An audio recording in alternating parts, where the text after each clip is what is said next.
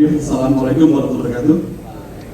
Mohon izin Pak Anies, nama saya Imam dari TT Edukasi dan juga profesional karir di bidang sustainability. Ada satu hal yang mengganjal bagi saya, Pak, sebagai saya warga Bantar Gebang Bekasi, Pak.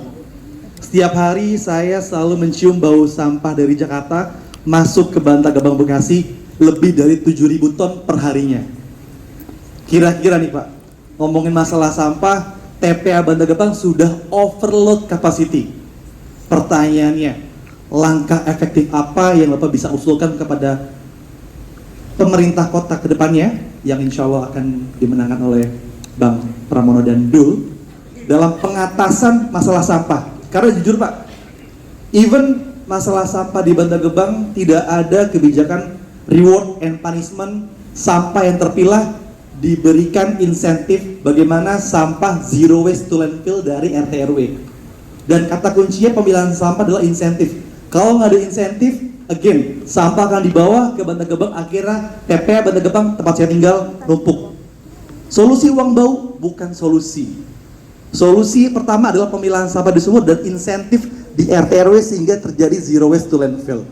Mungkin itu saja dari saya. Terima kasih. Wassalamualaikum warahmatullahi wabarakatuh.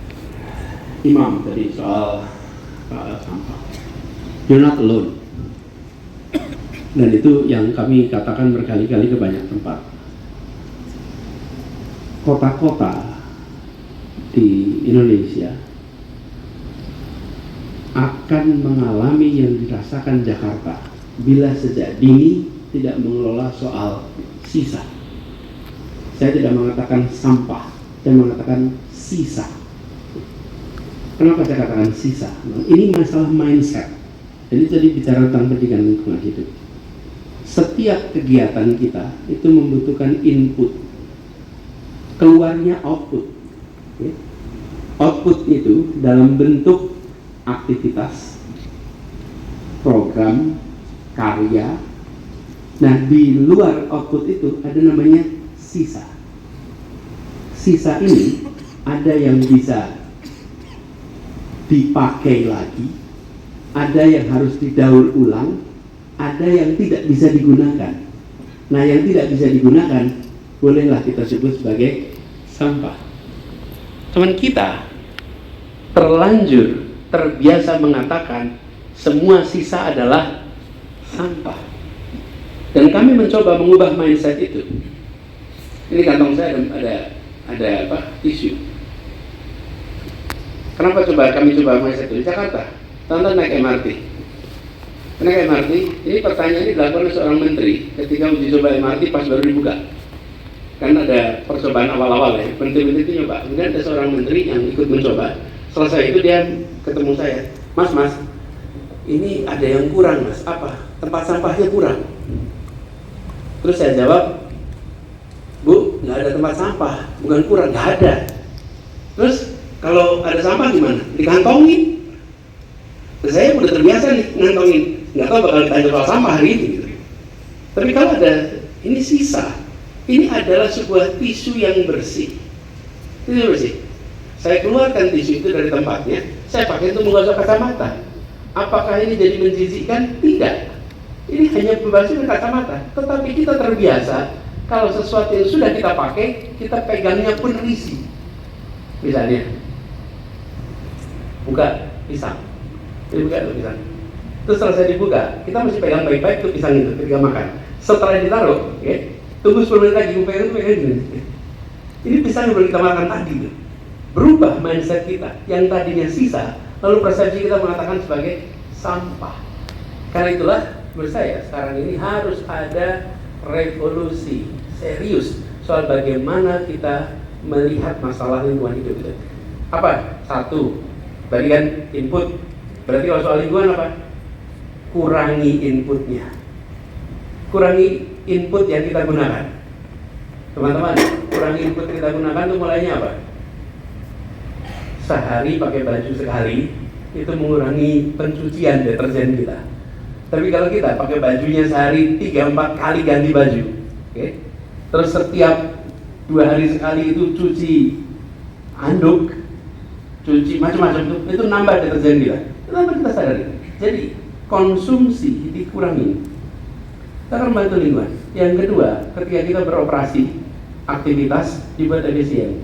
Yang ketiga, sisa sebagian dipakai lagi, sebagian harus melalui proses daur ulang, sebagian menjadi sampah. Jadi menurut saya mindsetnya itu dulu. Nah, kota-kota kita di seluruh dunia, seluruh Indonesia menghadapi problematika sampah. Saya kadang-kadang merenung kenapa ini terjadi ya. Kita sudah tinggal di kota, tapi mindset kita masih seperti dulu kita saat masih di desa, saat masih rural. Apa sih masih rural itu?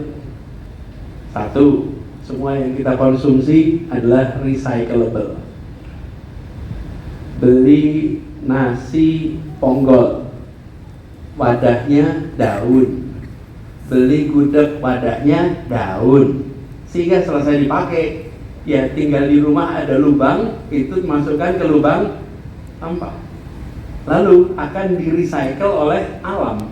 Nah itu di rural gitu. Ketika kita mengalami industrialisasi, barang-barang yang masuk ke dalam rumah kita nggak lagi recyclable oleh alam dengan mudah. Termasuk proyek yang Anda kerjakan kan membantu menyelesaikan soal plastik ini. Nah, ketika ini semua terjadi, mindset kita di kota belum berubah. Sehingga kota-kota di seluruh Indonesia yang ada adalah menimbun sisa yang disebut sampah lalu menjadi timbunan. Bukan cuma Jakarta yang mengalami, kota-kota besar seluruh Indonesia sekarang mengalami. Nah solusinya seperti dibilang tadi, di tingkat satu, tingkat rumah tangga, yang kedua di tingkat intermediary, yang ketiga tingkat akhir.